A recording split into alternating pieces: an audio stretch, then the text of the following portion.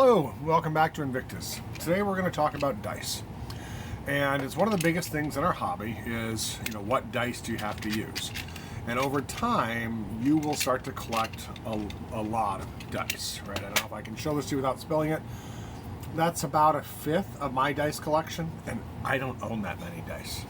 I've actively worked over the years to get rid of them because I just didn't use all of them. Sorry to the dice lovers out there. I don't mean to be cruel. Please don't call dice PETA.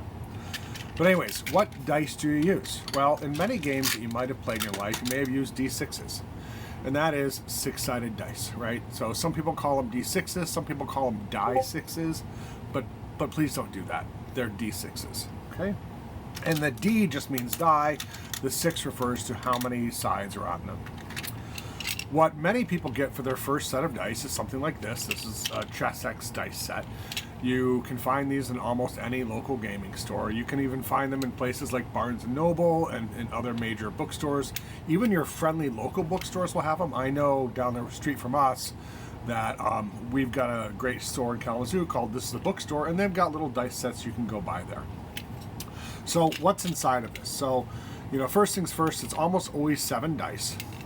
And when you open it up, you look inside, you've got a whole array of dice here, okay?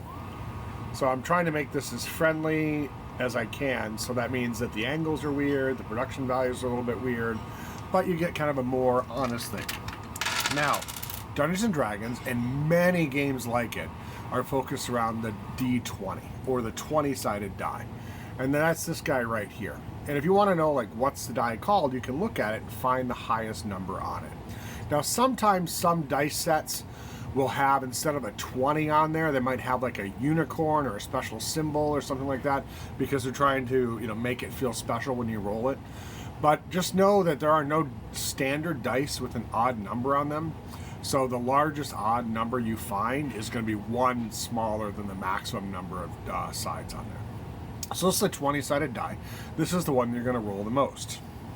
And so in Dungeons & Dragons, if you're like, my character tries to do something, your Dungeon Master might say, okay, give me an ability check. And that means you pick up that die and you roll it. Sometimes people get a little fixated on it, well, what do I add to it? What's my modifier? Don't do that. If the Dungeon Master says, give me a check, you pick up the die, you roll it. Everything else comes after. But first, roll the die. So if you roll a 3, it doesn't matter what you add. So to give an example, here is another 20-sided die, but you see there's a unicorn on there. There's not a 20 as there might have been on this one. So put them kind of side by side, and you can see there's a 2, an 8, and a 14 down below there, kind of showing you what's on that die. So they're the same die, it's just this one's got a little unicorn symbol.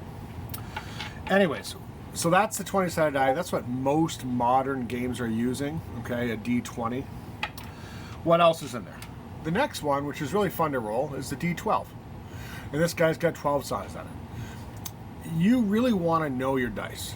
So when you buy that first set, sit down with them, play with them in your hands, look at them, understand what they are. Because when you're sitting around people and they say, oh, roll a 12-sided die or roll a D12, you don't want to be staring at them going, which one is it? So play with the dice, figure out which ones are which. So we've got the D20, and you start to recognize it by eye. The D20 is the one that kind of looks the roundest. The next is the D12, okay? The next is the D10, and this one's got kind of a funky shape we don't really encounter in other places, right? That's the D10. And your dice set will probably have 2 D10s.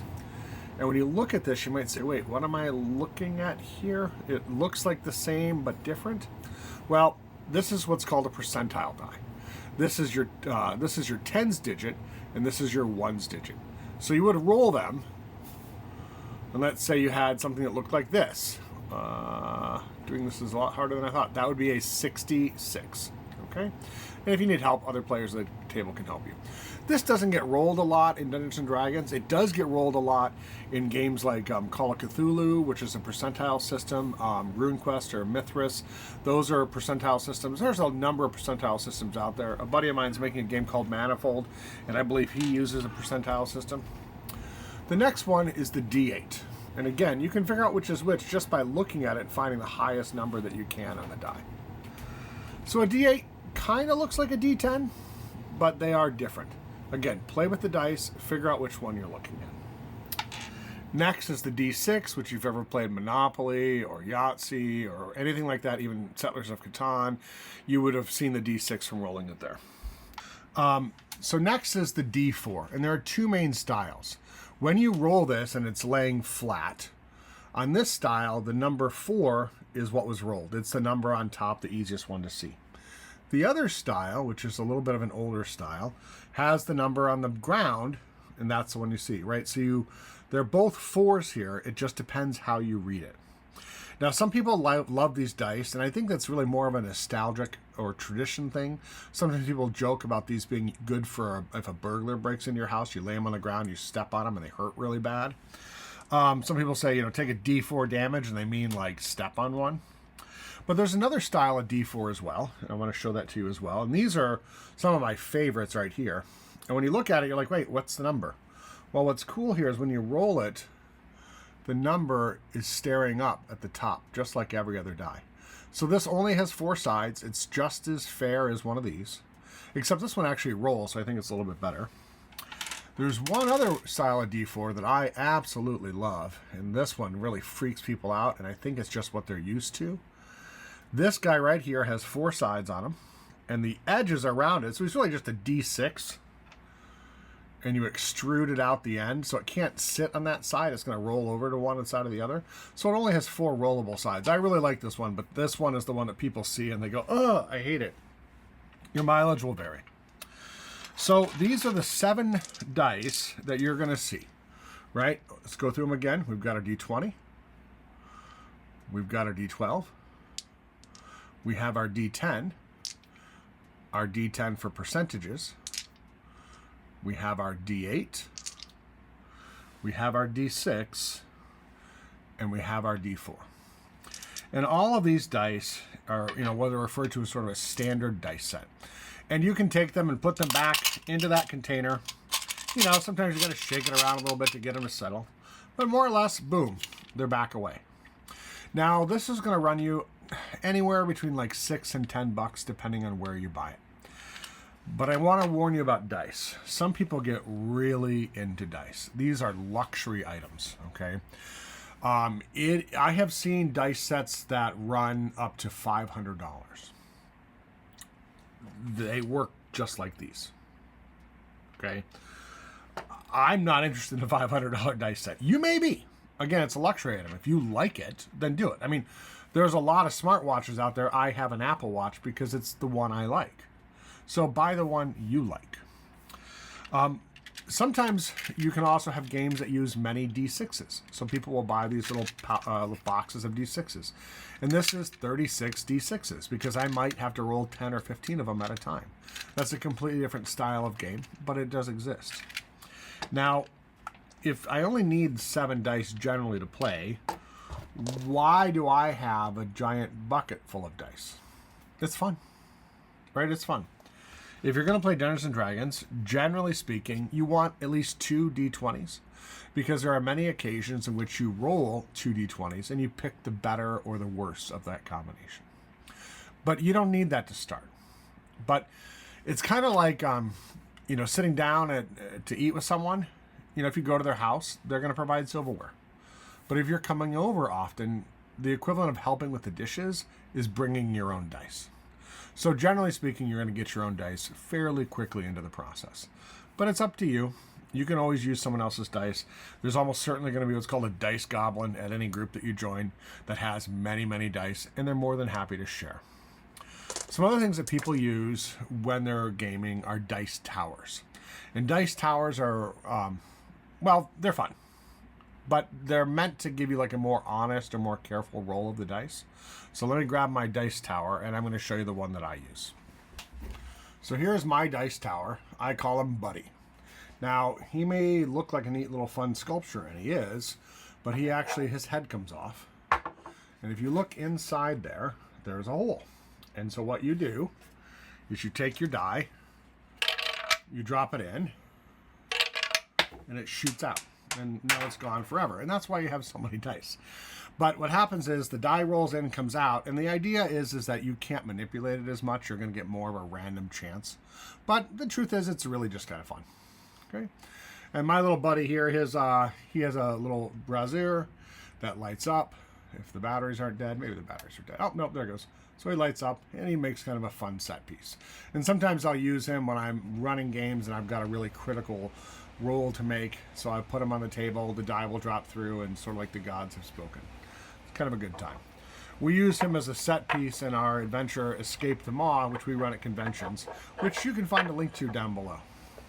Anyways, I hope you enjoyed this video. I hope this removes some of the anxiety of buying dice for you. Again, they're a personalized item that people really enjoy. Find the ones you like. And if you go to a game store and you see like 12 sets behind the counter or something like that, ask them to see them. Ask them to open them up and look at them. And if the employees are weird about it, that's not your store. Find another one. A little bit more bonus footage here. You can also get D20s that are much larger than your standard dice. So for example, just for a sizing comparison, there you go. Now, I don't have any of what's called a spin down die. If you've played Magic the Gathering, they'll have D20s that are meant to count your life, and so the 20s right there, or 20s right there, the 19s next to it, 18s next to that, etc. Because you're meant to like pick it up and look at it. But that doesn't lead to a super fair die roll because one side of the die is worth more than the other. So a lot of people don't like using the spin down dice.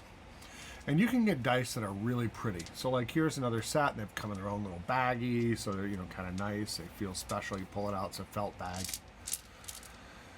So you can buy these beautiful sets of dice that have these deep colors. Myself, I love contrast. Like I love a die that's really easy to read across the table. So like that white and red die is super easy to read. No problems. But some of these dice, they get like kind of speckly, and that's hard to read. And those are not my favorite. I'm not sure why I still have this one. I got rid of the other ones. As you get older, it gets harder to read them. So I like dice with high contrast. That's my preference. That way I can read it immediately across the table. But you can get just these beautiful, beautiful dice, and people really love them. You can also get dice that are made out of resin. And these people will make their own little resin molds and whatnot.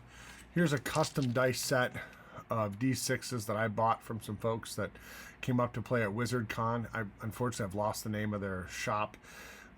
If I do find it, I will add it to the comments down below, but they made this mold, and I bought a whole bunch of D6s from them, and I really thought that was kind of fun. They came and played Invictus, Escape the Maw in 2025 with us at WizardCon. So anyways, there are many, many types. These are often luxury items, so they can get really expensive very fast. And if you like them, that's great, because you're going to use them constantly when you game. Okay, what's next on our channel here? Now that we know about dice, we want to know where to get our books. I think local stores are really a great way to do it. Most of the employees in these places are great, but what if you've never been into one? So we're going to do a video on going to your first local store looking for game books. Okay, thanks a lot. Goodbye for now.